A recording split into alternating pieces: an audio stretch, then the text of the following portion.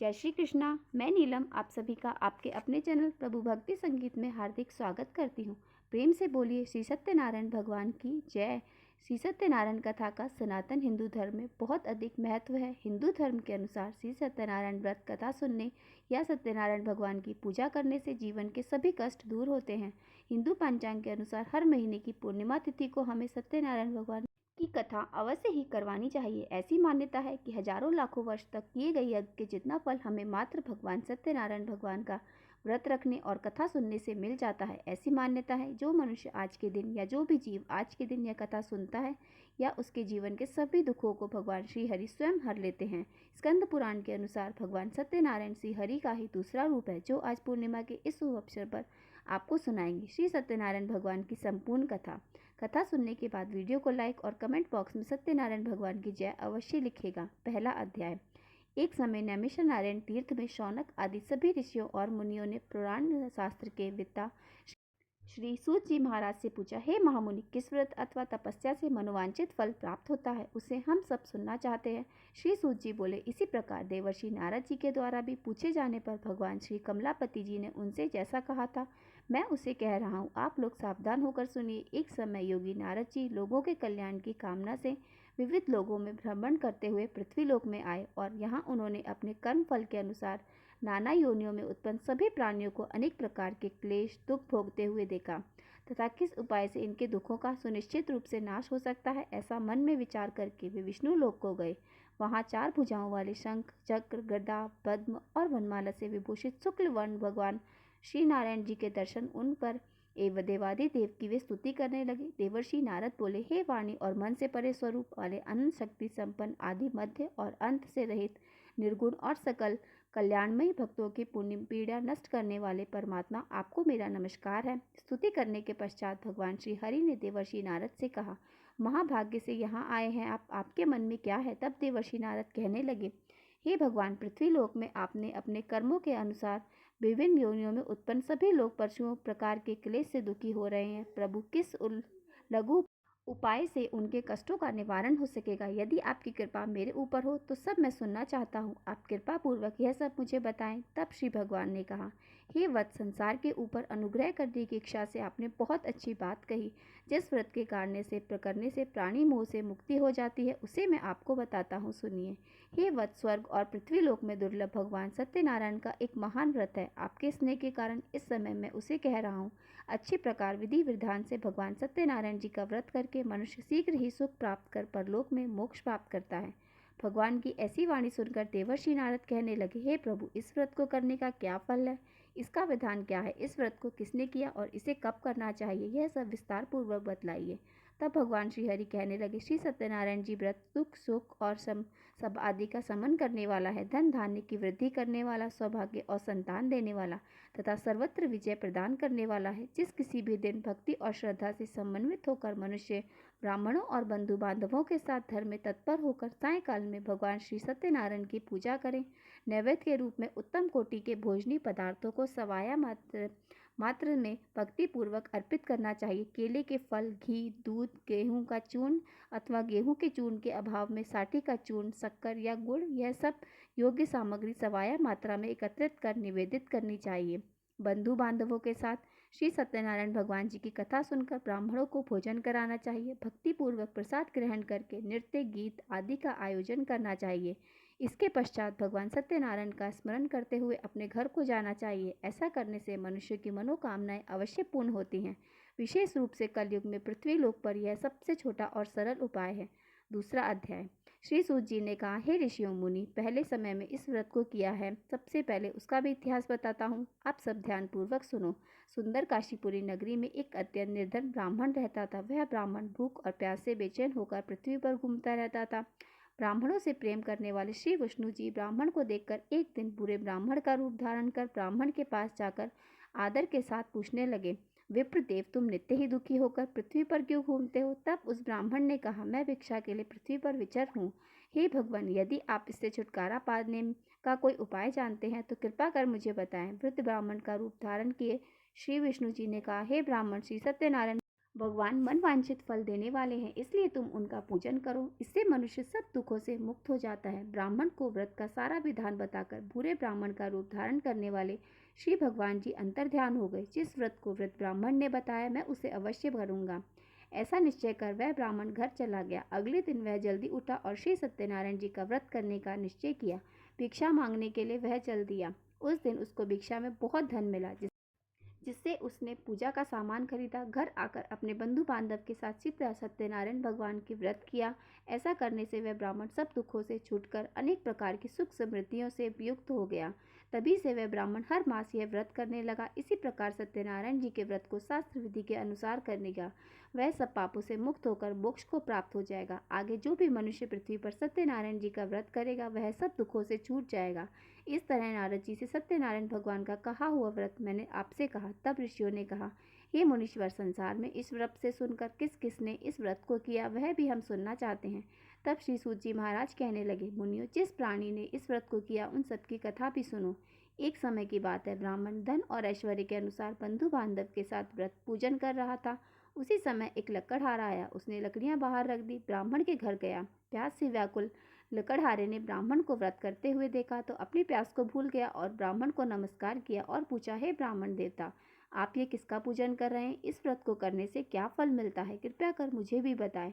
तब ब्राह्मण ने सब मनोकामना को पूर्ण करने वाला श्री सत्यनारायण जी का व्रत का बताया और इनकी कृपा से मेरे यहाँ धन धान्य आदि की वृद्धि हुई है। वृद्ध से इस बार व्रत के बारे में जानकर लकड़हारा बहुत प्रसन्न हुआ। भगवान का चरणामृत लेकर भोजन करने के बाद अपने घर को चला गया। अगले दिन लकड़हारे ने अपने मन में निश्चय किया कि आज गांव में लकड़ी बेचने से जो भी धन मिलेगा, उसी से भगवान सत्यनारायण का उत्तम व्रत करूंगा। ऐसा मन में विचार कर लकड़हारा लकड़ियां लेकर अपने सर पर रखकर जिस नगर में धनवान लोग रहते थे, वहां चला गया। उस दिन लकड़हारे को लकड़ियों के बदले चौगुना दाम मिला। वह लकड़हारा बहुत प्रसन्न होकर पके केले, शक्कर, शहद, घी, दूध और गेहूं का चूर्ण इत्यादि श्री सत्यनारायण भगवान के व्रत की सभी सामग्री लेकर घर गया।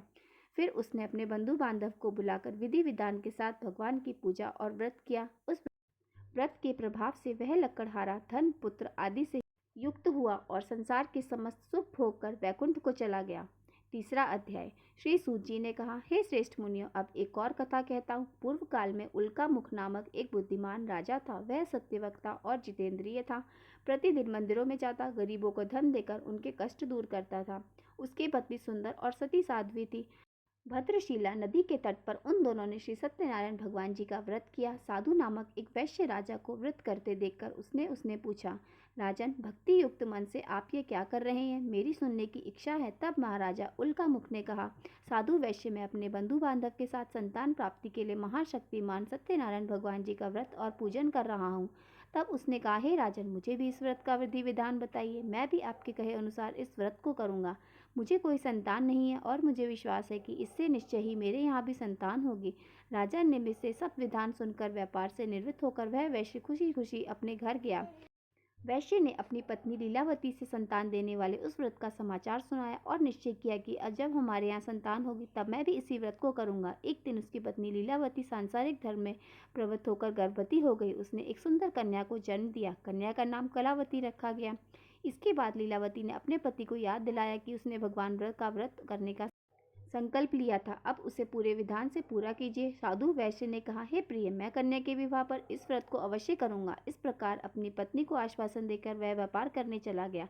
काफी दिनों बाद वह लौटा तो उसने नगर में सखियों के साथ अपनी पुत्री को खेलते देखा। वैश्य ने तुरंत कलावती के लिए कोई सुयोग्य वर की तलाश की के लिए कहा। कंचन नगर के एक सुयोग्य वर्णिक पुत्र से अपने पुत्र बंधु बांधव सहित प्रसन्न मन से अपनी पुत्री का विवाह करके उसके साथ कर दिया। वैश्य विवाह के समय सभी सत्यनारायण भगवान का व्रत करना भूल गया। इस पर सत्यनारायण भगवान की लीला हुई। अपने कार्य में कुशल साधु नामक वैश्य अपने जमाता सहित नाव को लेकर व्यापार करने के लिए समुद्र के समीप स्थित रत्नसारपुर नगर में गए। दोनों ससुर और जमाई राजा चंद्रकेतु के नगर में व्यापार करने लगे। एक दिन भगवान सत्यनारायण की माया से प्रेरित एक चोर राजा का धन चुराकर भागा जा रहा था। राजा के दूतों को अपने पीछे आते देख चोरों ने घबराकर राजा के धन को उनकी नाव में रख दिया और भाग गए।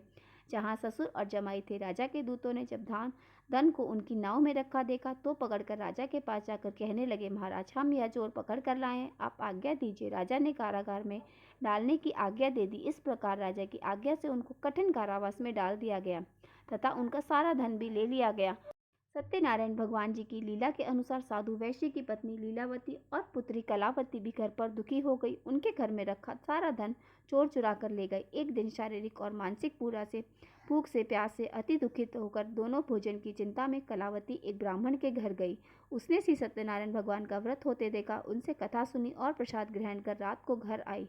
तब मातावती ने कलावती से पूछा, पुत्री तू अब तक कहाँ रही और तेरे मन में क्या है? तब कलावती कहने लगी, माता मैंने श्री सत्यनारायण भगवान का व्रत होते देखा। तब कलावती के वचन सुनकर लीलावती ने सत्यनारायण भगवान जी की पूजन की तैयारी की। उसने परिवार और बंधु बांधव सहित मिलकर सत्यनारायण भगवान जी का पूजन और व्रत किया। मनोकामना मांगी कि मेरे पति और दामाद शीघ्र ही घर लौट आए और साथ ही उसने प्रार्थना की कि हे प्रभु, हम सब आपके अपराध क्षमा मांगते हैं, हमें क्षमा कीजिए। श्री सत्यनारायण भगवान जी इस व्रत से संतुष्ट हो गए। उन्होंने राजा चंद्रकेतु को स्वप्न में दर्शन देकर कहा, हे राजन, जिन दोनों वैश्यों को तुमने बंदी बना रखा है वे निर्दोष हैं, उन्हें प्रातःकाल ही छोड़ देना।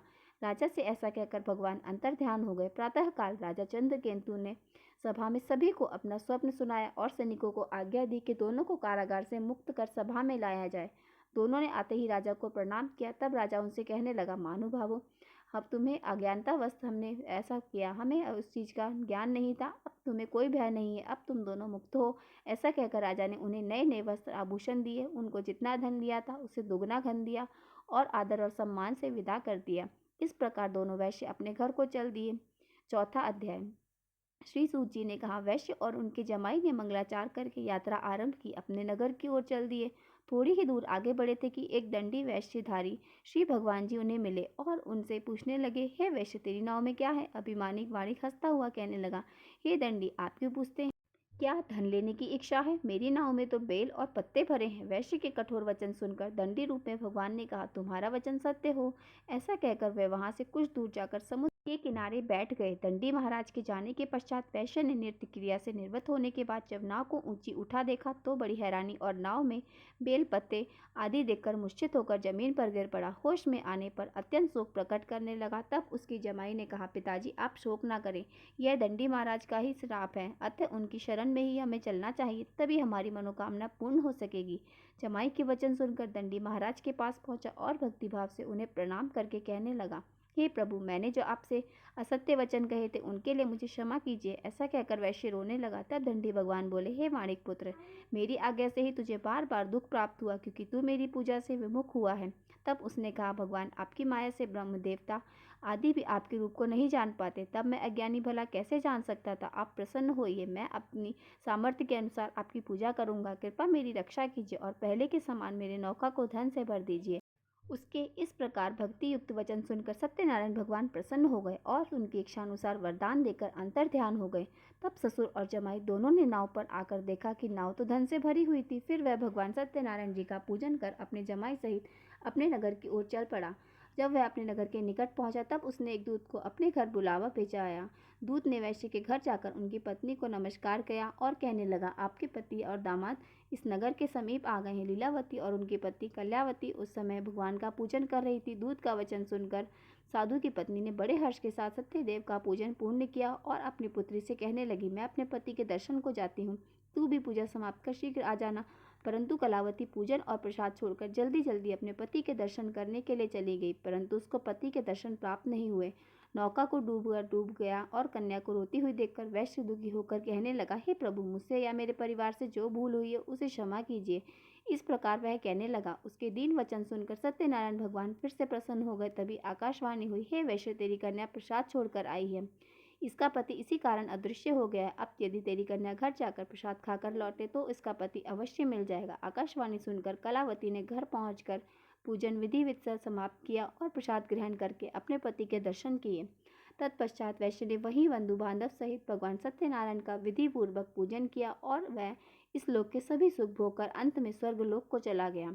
पांचवा अध्याय। श्री सूत जी ने कहा, हे ऋषियों, मैं एक और कथा भी कहता हूँ। प्रजापालन में लीन तुंग ध्वज नाम का एक राजा रहा करता था। उसने भगवान सत्यनारायण का प्रसाद त्याग कर बहुत दुख पाया। एक समय राजा वन में वन्य पशुओं को मारकर वट के वृक्ष के नीचे आया।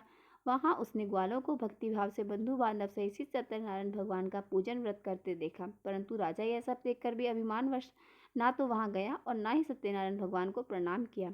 जब ग्वालों ने भगवान जी का प्रसाद उसके सामने रखा तो वह प्रसाद त्याग कर अपने नगर को चला गया। नगर में पहुंचकर उसने देखा सब कुछ नष्ट हो गया। वह समझ गया कि यह सब भगवान सत्यनारायण ने ही किया है। तब वह वहीं वापस उसी स्थान पर आया ग्वालों के पास और विधि पूर्वक पूजन कर प्रसाद ग्रहण किया। तो सत्यनारायण भगवान की कृपा से सब कुछ पहले जैसा हो गया और फिर वह सारे सुख भोगकर अंत में स्वर्ग लोक को चला गया। जो मनुष्य इस परम दुर्लभ व्रत को करेगा, श्री सत्यनारायण भगवान की कृपा से उसे धन धान्य की संपत्ति होती है और सभी मनोरथ पूर्ण होकर अंत में वैकुंठ धाम को जाता है। जिन्होंने पहले इस व्रत को किया, अब उनके दूसरे जन्म की कथा भी सुनिए। सतानंद नामक ब्राह्मण ने सुदामा के रूप में जन्म लेकर भगवान कृष्ण की भक्ति कर मोक्ष प्राप्त किया। उल्का मुख्य नाम के महाराजा दशरथ बने और श्री रंगनाथ जी का पूजन कर वैकुंठ को प्राप्त हुए। साधु नाम के वैश्य ने धर्मात्मा और सत्य प्रतिज्ञ राजा मयूरध्वज न बनकर अपने पुत्र को आरे से चीरकर मोक्ष को प्राप्त हुए। महाराज तुंगध्वज स्वयंभू मनु हुए। उन्होंने बहुत से लोगों को भगवान की भक्ति में लीन कर मोक्ष प्राप्त किया। और वह लकड़हारा भील अगले जन्म में गुह नामक निषाद राजा हुए, जिसने भगवान श्री राम के चरणों की सेवा कर मोक्ष प्राप्त किया। श्री सत्यनारायण भगवान कथा समाप्त। प्रेम से बोलिए सत्यनारायण भगवान की जय। उम्मीद करती हूँ आप सभी को आज की कथा पसंद आई होगी। अगर वीडियो अच्छी लगी हो तो वीडियो को लाइक और मेरे साथ जुड़े रहने के लिए चैनल को सब्सक्राइब जरूर कर लीजिए। अब हम मिलते हैं अगले वीडियो में। बोले सत्यनारायण भगवान की जय।